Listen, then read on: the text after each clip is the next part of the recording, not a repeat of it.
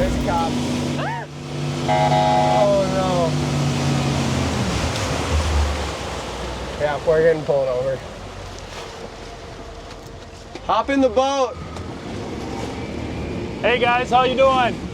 Hey. We're doing all right. I need you guys to pull up next to my boat, please. I gotta talk to you real quick. If you could get inside the boat, that'd be appreciated. Oh. Thank you. Didn't even do anything. All right, what side should we go on? All right, guys, I'm stopping you because she was sitting on the back gunnel of the boat, okay? Oh, what is the gunnel really? Because that's kind of like a seat back there. Yeah, if she's up on top of the seat, that's the back gunnel of the boat. No one can be sitting up back there without an adequate railing. Oh, okay. Oh, really? Okay. That makes sense. That We makes sense. didn't know. We're just out surfing.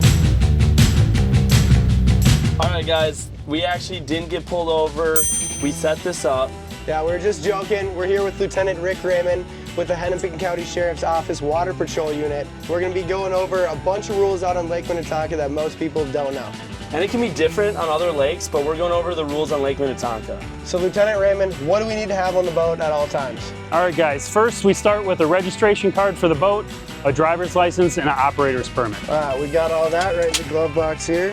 Sounds good. Next, we're gonna look for Coast Guard approved life jackets for everyone on board. So I can see he's wearing one, so I'll have to see two more. Here's one. There's one, two, perfect. All right, next we're gonna need a Coast Guard approved fire extinguisher. If I could check out the gauge on that. All right, it's in the green, so that's good. And then how about a Type 4 PFD throwable? Yep, we got that. Right next to the driver here. Perfect, and that's out immediately accessible, so we always have you keep that out, so we appreciate that. And I did notice you guys had another life jacket up here. You guys know that one's not Coast Guard approved, right? Yep. If it doesn't say it's Coast Guard approved on the tag, then technically it's not Coast Guard approved, it's just meant for flotation and flotation only. So when you're doing your water sports out here, you have to have a Coast Guard approved life jacket on at all times. If you're just out there swimming, you can use whichever one you want. Okay. So if you're doing any water sports, wake surfing, wakeboarding, skiing, tubing, all of that, you need a Coast Guard approved life jacket. That's correct, and it's labeled on the tag in the back. If you don't see it, it means it's not Coast Guard approved. And lastly, guys, if we can make sure that horn works. Yep. All right, sounds good. So when you're out here day to day, what are some of the most common reasons that you'd pull someone over? Well, gunnel riding is definitely one of the most common, kind of what we were demonstrating earlier. Another common thing is going too fast in the slow no wake areas. 5 miles per hour is the maximum you can go. If you're pushing a wake at 5 miles per hour, you need to go even slower. 300-foot rule out here, so 300 foot to shore, it's all a minimum wake. And then speed. Speed is a factor, especially with some of these jet skis out here. 40 miles per hour during the day and 20 miles per hour at night. Hey, so Lieutenant Raymond, I have a question because I'm under 21 and I heard there was some new rule. Yes, the new rule that comes out this year is everyone 21 years age or younger has to have a boater's operator permit. Okay. And it's kind of a phase-in period.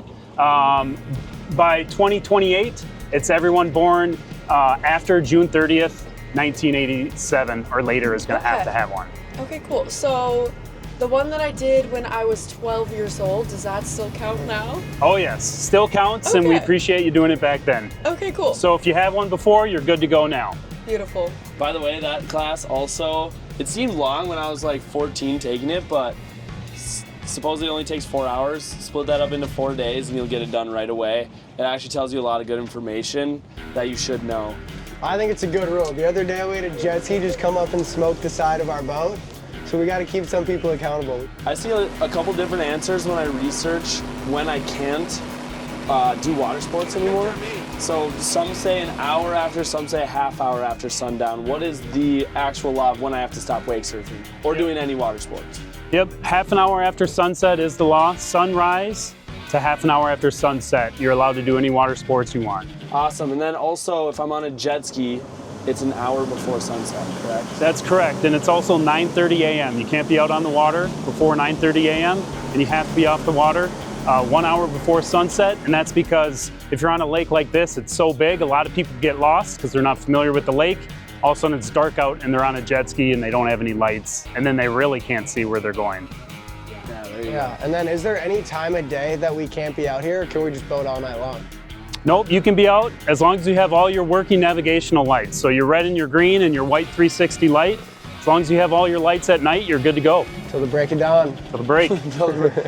All right, so what are some of the rules regarding personal watercrafts? Can we jump the wave? Can we start plowing and have our friends jump the wave? Can we do whip-ins behind the jet ski into our surf wave?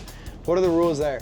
So the rules are you have to be 150 feet behind the boat if you're gonna jump a wake. So technically, if you're 150 feet or more away, you can jump all you want. If someone is surfing or doing any sort of water sport, we don't want you jumping their wake because someone could fall, you might not see them, and you could run them over, okay? That's kind of careless operation and we don't want to have an accident. It's another big problem we have out here with jet skis is just careless operation in general, going too fast. A lot of people like to spray each other with the jet skis and, you know, sometimes they end up hitting each other and it's not very good. So we just want people to be safe. So the reason I'm stopping today is for careless driving, okay?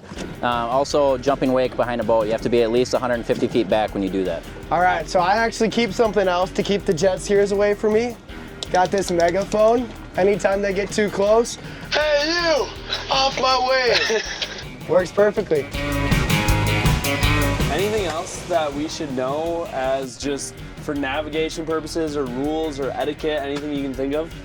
Yeah, well, we want everyone to be safe out on the water, so we want everyone to have a sober driver. The rules are the same on the road as they are on the water, and we don't want anyone going to jail.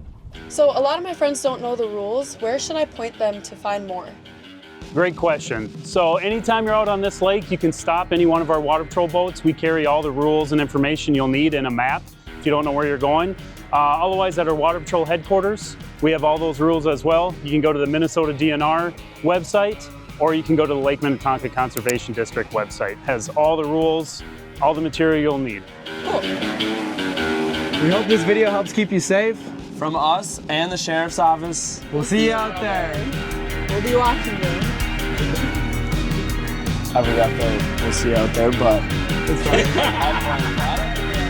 What were you doing back there? What do you mean? You fine with my sunglasses on? Everyone always makes me take them off. should have.